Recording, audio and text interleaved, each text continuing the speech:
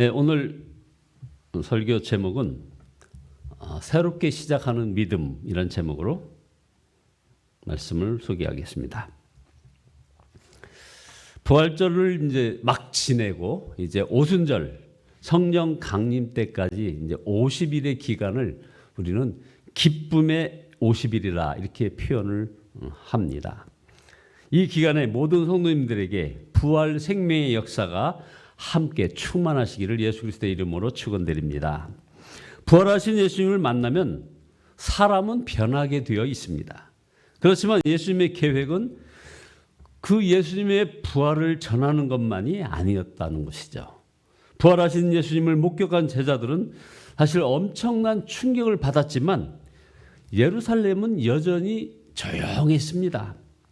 예루살렘에 무슨 변화가 있었던 것이 아닌 것이죠. 제자들이 있었던 그 마가다락방에는 세상이 바뀌는 역사가 일어났지만 여전히 아직도 예루살렘에는 어떤 변화도 일어나지 않았습니다. 더군다나 도마같이 여전히 믿지 못하는 제자도 그 무리 가운데 있었습니다. 예수님의 계획은 여기가 끝이 아니었다 이 말입니다. 예수님이 부활하신 사건은 엄청난 그야말로 태풍의 시작일 뿐입니다. 진짜 거대한 태풍이 이제 막 몰려오고 있었던 것입니다. 자, 그러면 우리 하나님께서 하시려고 하는 그 역사가 무엇일까요? 그게 바로 오늘과 우리가 찬양하고 찬송한 것처럼 성령의 부으심이었습니다. 예수님께서 왜 배신하고 도망갔던 제자들을 다시 복음의 사도로 쓰셨을까요?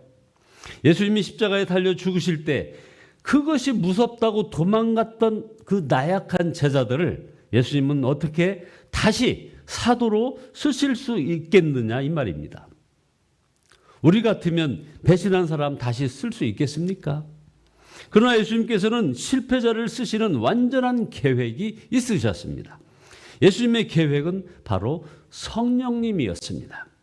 이 말씀을 하시고 저희를 향하여 숨을 내쉬며 가라사대 성령을 받으라라고 22절에 말씀합니다. 그렇습니다. 예수님의 계획은 성령님이었습니다. 두려워서 예수님을 버리고 도망갔던 제자들, 그 실제로 좌절에 빠져 있었던 제자들, 그리고 죄책감에 무너진 제자들에게 예수님은 성령을 보내주셔서 성령으로 그 제자들을 위대한 사도가 되게 만드시려는 그런 계획을 가지고 계셨습니다. 여러분, 요한복음이 끝나면 그 다음에 어떤 성경이 이어집니까? 바로 사도행전 아닙니까? 사도행전은 무슨 책인가요? 제자들에게 임하신 성령행전 아닙니까? 그리고 이제부터는 복음서보다 더 엄청난 역사를 이루는 그런 사도행전이 시작되는 것입니다. 하나님께서 왜 실패자를 쓰시는가? 성령님이 오셨기 때문입니다. 이게 답입니다. 그렇습니다. 예수님의 계획은 성령께서 오셔서 제자들을 통하여 역사하시는 것입니다.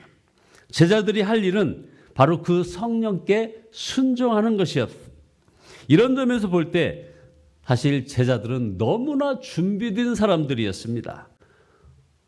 역설 같은 말이지만 맞는 말입니다. 너무나 준비되었습니다. 무엇이 준비가 되었습니까? 바로 자기 자신에 대해서 실패와 좌절입니다. 그들은 정말 철저히 실패했고 좌절한 사람들 아닙니까? 제자들은 첫째, 내 의지로는 안 된다. 둘째, 내 결심으로도 안 된다. 이것이 깨달아진 사람이 바로 이 제자들입니다. 그래서 오직 성령님께서 순종할 그 마음을 허락하시고 또 그 성령님께 순종할 마음을 이제 가지게 된 것입니다. 그렇게 믿고 의지하던 예수님이 십자가에 달리실 때 자기들은 예수님 곁에 있지도 못했습니다. 그랬기 때문에 제자들은 오직 성령님께만 의지하고 성령님에게만 순종하는 자들이 될 수 있었던 것입니다. 나는 아무것도 할 수 없다고 깨달은 사람에게 성령님께서 역사하시는 것입니다. 성도 여러분, 하나님께서 왜 실패자를 쓰시는지 아십니까? 이제는 오직 성령님만 의지할 사람이 되었는가를 보시기 때문입니다. 예수님 안에서는 실패와 좌절조차도 복받을 수 있는 자격이 된다는 것입니다. 자신에 대하여 절망하는 분들 여전히 여기 많이 계실 겁니다. 너무나 무능하고 자신에게 아무것도 남지 않았습니까? 그러면 여러분들은 이제 준비된 것입니다. 오직 성령으로 역사하시는 그 예수님을 바라보시기 바랍니다. 진정 시온의 대로가 열리는 시점이 되는 것입니다. 두 번째, 성령님이 강림하셨을 때 제자들뿐만 아니라 온 예루살렘이 막 뒤집어지는 역사가 일어났습니다. 사도행전 2장 47절에 보면 하나님을 찬미하며 또 온 백성에게 칭송을 받으니 주께서 구원받는 사람들을 날마다 더하게 하시니라. 자, 말씀을 적용해 봅니다. 성령님께서 우리 교회를 사로잡으시면 온 백성으로부터 칭송받는 역사가 일어나는 겁니다. 성령님께서 우리 예수사랑교회를 사로잡으시면 이 송파구 일대에서 칭송받는 역사가 일어나는 것입니다. 아니, 이미 일어나고 있습니다. 그 성령님께서 여러분 한 분 한 분을 사로잡으시면 여러분 가정과 가문에 놀라운 성령의 역사가 일어나는 것입니다. 그러나 마가다락방에 임한 성령의 역사, 성령의 강림은 아직 끝이 아니었음을 우리가 압니다. 2000년 전에 마가다락방에 성령이 임하였을 때 우리나라에 무슨 영향이 있었습니까? 여러분, 성령의 계획은 정말 엄청난 것입니다.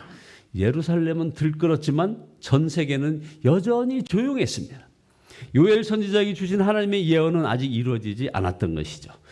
요엘서 2장 28절에 보면 그 후에 내가 내 영을 만민에게 부어주리니 너희 자녀들이 장래의 일을 말할 것이며 너희 늙은이는 꿈을 꾸며 너희 젊은이는 이상을 볼 것이며 그때 내가 또 내 영을 남종과 여종에게 부어줄 것이며. 자, 여러분, 마가다락방에 성령이 임하신 지 2000년이 지난 지금 우리는 이 예언이 이루어지고 있음을 보게 됩니다. 성령의 역사는 전 세계에 퍼져나가고 있습니다. 만민에게 부어지고 있습니다. 지금 우리가 느끼는 성령의 바람, 바로 그것입니다. 요즘 부는 바람에서 마치 우리가 봄을 느끼듯이 앞으로 이루어질 일이 눈앞에 보인다 이 말입니다. 우리가 성령의 바람을 경험할 때 앞으로 어떤 일이 벌어질 것인가를 우리는 믿음으로 바라볼 수 있어야 합니다. 성경의 마지막으로 남아있는 예언이 무엇입니까? 바로 땅끝까지 복음을 전하라는 것입니다. 만민에게 성령이 부어진다는 것입니다. 그리고 예수님께서 다시 오시는 것입니다. 자, 그럼 세 번째, 성도 여러분, 오늘 본문과 우리의 경험은 정말 동일합니다. 지금 우리는 부활하신 예수님의 몸을 볼 수 없습니다. 그러나 성령의 역사로 주님을 만나는 것입니다. 여러분 중에도 아마 마음을 몇 겹을 닫아놓고 있는 분들이 있을 것입니다. 실패 때문에, 좌절 때문에, 상처 때문에, 그리고 정말 가문에 흐르는 그 저주 때문에 누구도 비집고 들어가지 못하도록 지금 마음을 막 있는 대로 놓고 있는 그런 분들이 있을 것입니다. 그러나 부활하신 예수님은 그 닫아놓은 마음을 깨뜨리고 들어가십니다. 마가다락방에 있던 제자들에게 예수님께서 찾아오신 것처럼 마음을 닫아놓고 있는 여러분에게도 오늘 예수님은 말씀을 통해서 성령의 역사하심으로 찾아오시는 것입니다. 여러분, 느껴지지 않으십니까? 혹시 기도하고 싶은 갈망이 없으십니까? 말씀을 듣고 싶은 갈망, 나는 이대로 살아도 되는가? 이렇게 고민하는 그것. 여러분 안에 이런 삶의 변화와 나도 성령의 역사를 체험할 수 있을까 하는 그런 영적인 갈망을 한 번도 안 해보셨습니까? 당연히 해보셨죠. 성령의 바람이 강하게 부느냐 약하게 부느냐 하는 말을 하고 있는 것이 지금 아닙니다. 성령의 바람이 부느냐 안 부느냐를 지금 말하고 있는 것입니다. 어떤 사람에게는 성령의 역사가 아주 강하게 느낄 수도 있죠. 그러나 어떤 사람에게는 약하게 느낄 수도 있지만 성령님의 역사가 느껴지는 것 자체가 이게 중요한 것입니다. 성령님께서 정말 내 안에 계시지 않는다면 어떻게 기도의 갈망, 말씀에 대한 소원, 그리고 삶의 변화에 대한 그런 갈망이 있겠습니까? 예수님이 내 안에 오셨기 때문에 우리는 이런 성령의 갈망을 느끼는 것입니다. 여러분이 영적으로 답답하다면 그것 역시 성령님의 역사인 것입니다. 그것을 우리가 정확하게 분별하셔야 하는 겁니다. 우리는 예수님이 오셨기 때문에 성령님에 대한 갈망이 있다는 것입니다. 자, 여러분들 기도해 보십시오. 성경을 읽어 보십시오. 두려움 가운데 이제 믿음이 생기고 위로가 느껴지고 순간이라도 평안이 느껴지지 않으셨습니까? 바로 예수님이 오신 것입니다.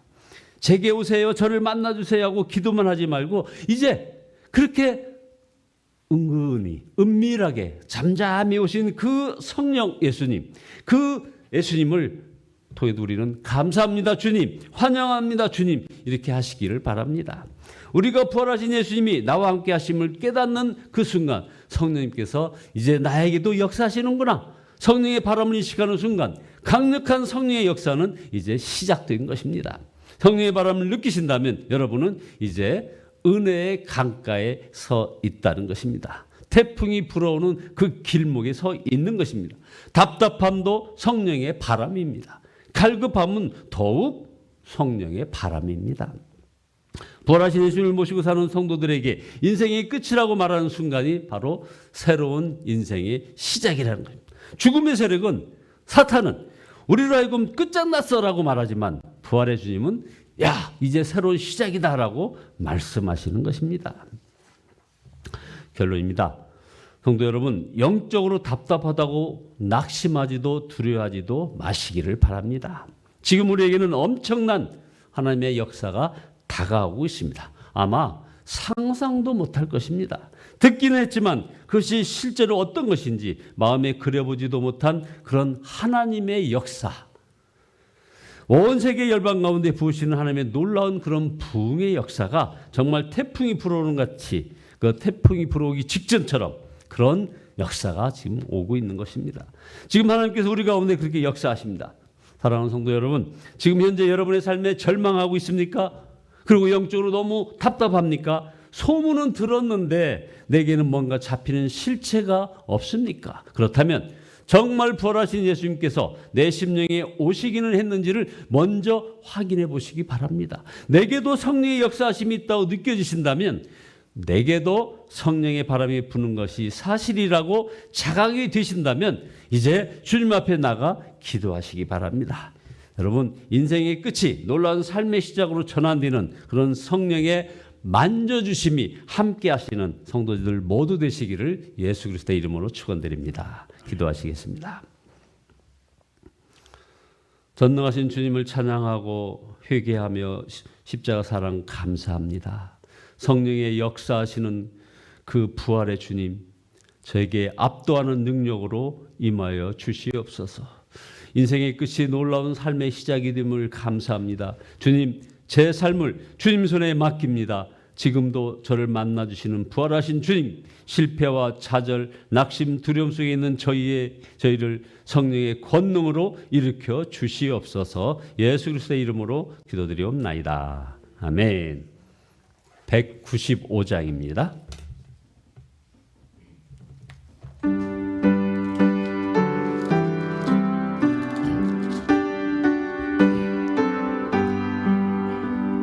성령이여 우리 찬송 부를 때 진심으로 찬양하게 하소서. 성령이여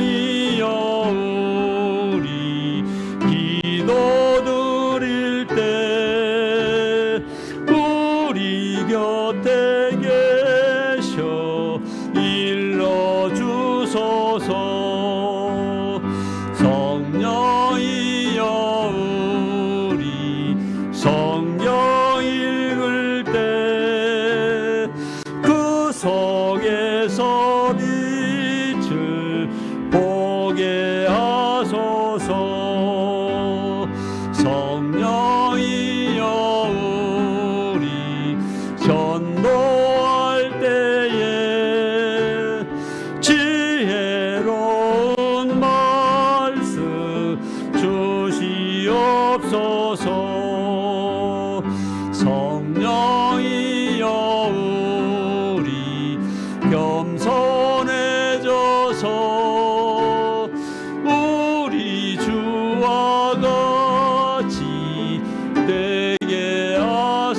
주소서.